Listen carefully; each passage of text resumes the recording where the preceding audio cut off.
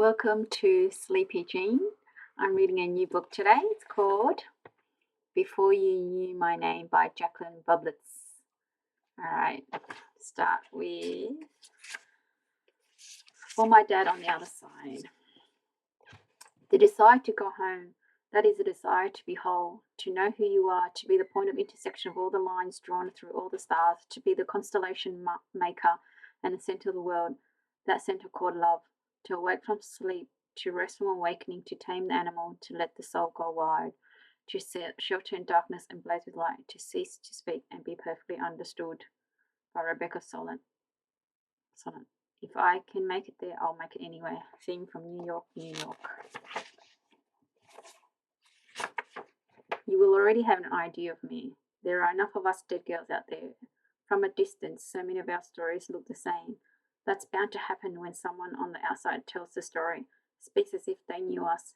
They pick over our remains, craft characters from our ashes, and this is what the living get left with. Someone else's impression of who we used to be. If I tell you my story, if I let you know what happened to me, maybe you'll see who I was, who I am.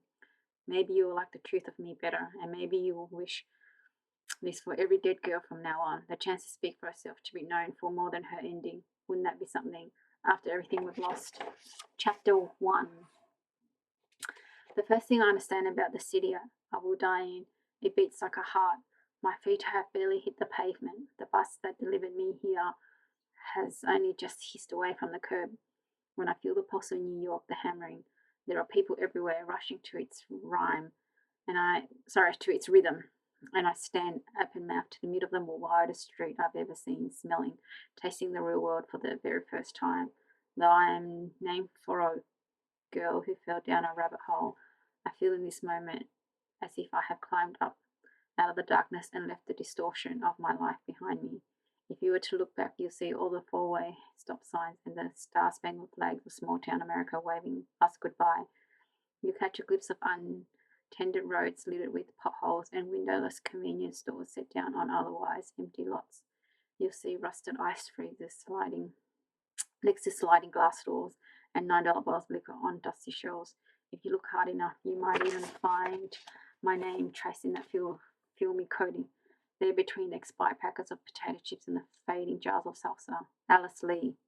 I am here. She was there, and then she ran away to New York City, leaving all that dust behind her. The second I understand, I cannot fall back down that rabbit hole, not even if Mr. Jackson shows up at the bottom, his delicate fingers beckoning. I need to prove I can make it on my own, that I can survive just fine without him. I will not be like my mother, who forgave any man who said sorry. I have learnt her own failed lesson, see, that when a man discovers where to hurt you, the way he touches you changes. He won't be able to stop himself from pressing hard against the spot, no matter how many times it makes you cry. I will never let a man make me cry, not ever again. Reaching inside my travel bag, I swing it to the front of my hip bone. I run my fingers over the black vulcanite of the old Leisha buried at the bottom of the canvas. Feel for the grooves of the detached lens as I walk. I don't know why I need this proof. When I have been feeling the weight of the camera, the bump and knock against my thigh, the whole journey here, it is not as if it could have suddenly disappeared from deep inside my bag, cocooned by my sweaters and socks and underwear. But I need to reassure myself that Leisha is safe and intact all the time, because this is what I have left. This is what I've brought with me. And it is a small triumph to know that Mr. Jackson will soon realize what I have taken from him. If he does not miss me, he will at least miss how he used to look at me through that lens. Everyone's lost something, Alice. Isn't that what he told me just the other day? For 3 glorious weeks in the late summer of 1995, my mother appeared on a billboard in Times Square. In the months before I was born, if you were to stand out front of the old Roy Rogers restaurant, you could look across the street and see her beautiful face decorating the side of a tall white building, right there between ads for the Donahue talk show and a movie called Showgirls, coming soon. I know these details from my mother's side of that summer. How she ran away to New York after one too many beatings from her father, as if there was a magical number for the endurance of such things, and he finally exceeded it in her 18th year. And how, her lips still bleeding, she stole money from my grandfather's wallet to buy a bus ticket from Bayfield County, Wisconsin to New York City. the most faraway place she could think of. Her first night in the city, trying not to fall asleep in a back booth of some dingy 8th Avenue diner, she met a semi-famous photographer. Before the night was over, he had shifted her into his apartment, cleaned her up, and when she looked nice and pretty, he said he was in love with her. He wasn't, of course, or he was for a time, but he loved his rich wife in the Hamptons more than he loved my mother. So eventually left her. He eventually left her.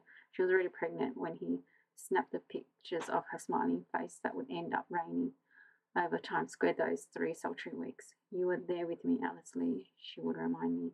Everyone looking up at us as if we belonged there. I never knew if my mother told my father what he was really seeing when he took that picture. He ever knew his unborn child was also there in the frame. The finer details of how I came to be was smudged, blurred out by the time the story made its way to me. These are the things I think of. The two of us on a billboard, high above Times Square. My presence unnoticed back then, just as it is tonight, as I wander past streets lined with busy restaurants and glittering signs, a crossword puzzle of names running down the side of the fanciest buildings I've ever seen. Who do you have to be? What do you have to do to get your name up there? Just a few weeks from now, when people can't stop talking about me, this city will give me a whole new name. My real name will be a question no one can answer, so they'll just call me Jane Doe, a dead girl who. But we are only at the beginning of things tonight. My name is Alice Lee, and I have just stepped off an overheated cross-country bus.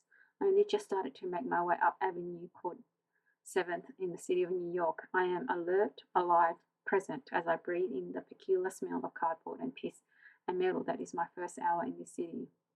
There is an order to how things happen, a trail of breadcrumbs I need you to follow. Right now, I want you to get lost with me as I turn the map on my second-hand phone, this way and that, following the blue dot that is me.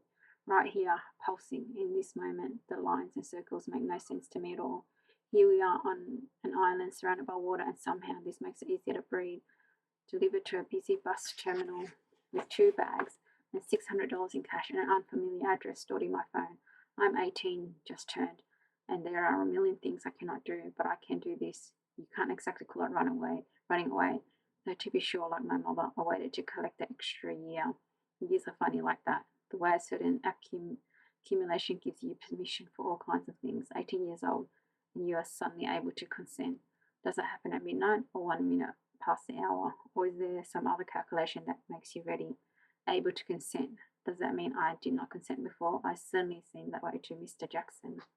Fingers travelling all over metal and lens. I cannot think of him without touching what used to belong to him. I used to belong to him, now belong only to myself. I'm no longer a minor. I'll water the state with the addition of just one day. There is no more threat over my head, no more list of strangers with the power to control my life. I'm 18 years old and suddenly nobody can touch me. I'm so light with this realization that were it not for the weight of my bags, I might actually skip Manhattan's wide, heavy street scene made for skipping the first beautiful night.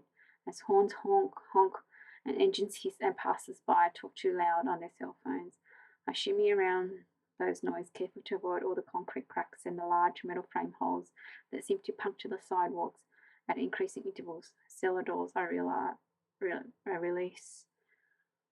But I realize, but only after I see some of those rusty traps open up. Men in aprons climbing into the street from hidden staircase, craft of flowers, bags of fruit in their arm. I have no idea where they bring these gifts from. What gardens have they been tending to underneath my feet? Perhaps there is a whole other city living, thriving beneath me. The thought makes me speed up, shift my body close to the curb, away from those holes and those men. I have only just hoisted myself up into this new world. I do not want anything or anyone to pull me back down. As I travel further north, I move my head left to right, up and down, acknowledging very unfamiliar things, greeting each green and white street sign, each gift store, Lady Liberty statue, some as big as a child, halal and kosher signs blinking their welcome, and the cross signal man clicks at me. It's my heartbeat that's as loud as a city now, taking it all in, and I have the sudden impulse to click my own fingers, hail a cab, like they do in the movies, but the traffic is moving south on this street. Cars weaving left and right as they pass me, claiming and conceding inches from one another at best, and no one looks to be getting anywhere faster than me. feet aching, muscles stiff from the long bus ride. I consider calling Noah, asking him for the shortest route to his apartment, but we haven't spoken to each other yet. Not really. Text message hastily sent and quickly answered don't count, and I don't even know his last name. Thinking about it, I should probably be a little wary. A man opening up his home to a stranger like this. Room available. That's it. Own bed, shared bathroom. As if it might be normal to share the bed too. 300 per week, all included. I don't know what all included means. I hope it means breakfast or a cup of coffee at least. I booked a room for 1 week to start, and that'll be half the money in my pocket gone. I don't let myself think about what might happen after those 7 days are up, except to remind myself that a week is long enough to find another way. If something is wrong with this Noah, surname unknown guy, I'll simply find the other way and fast. It's not like I haven't had to do that kind of thing before. And only this time, if I had to start over, I was starting over in New York City. Despite my self-fear, I feel a slow fizz of excitement as if the city is carbonated my blood. I have come back to the place I was conceived. All those years of moving around the Midwest, of not knowing the kids in my class or the name of mother's latest boyfriend or where she was when she didn't come home at night. They were merely lessons, preparation for this. For standing on my own 2 feet, I noticed in the best possible way within 24 hours of arriving here all these years ago, my mother had come to rely on the sympathies of strangers.